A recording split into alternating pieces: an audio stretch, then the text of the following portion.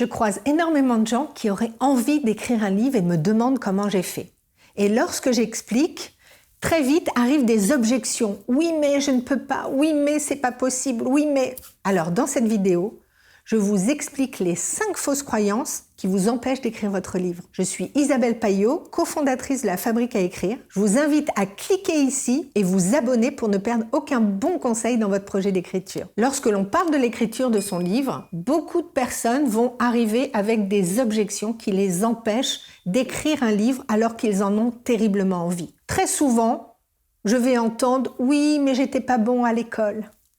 Ah, moi je suis dyslexique, je peux pas écrire. Je lis très peu de livres moi-même, donc je ne sais pas si écrire un livre ça vaut vraiment la peine. On m'a toujours dit que pour écrire un livre, il fallait blablabla.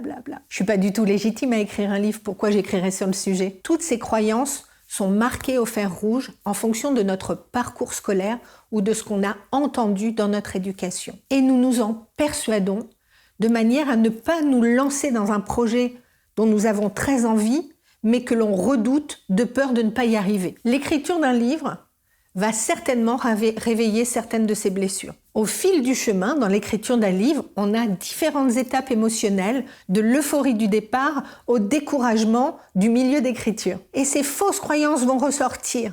Je ne sais pas écrire, je ne suis pas légitime, je suis dyslexique, je n'y arriverai jamais. Si vous attendez d'avoir réglé toutes ces croyances pour vous lancer dans l'écriture, vous risquez de ne jamais démarrer.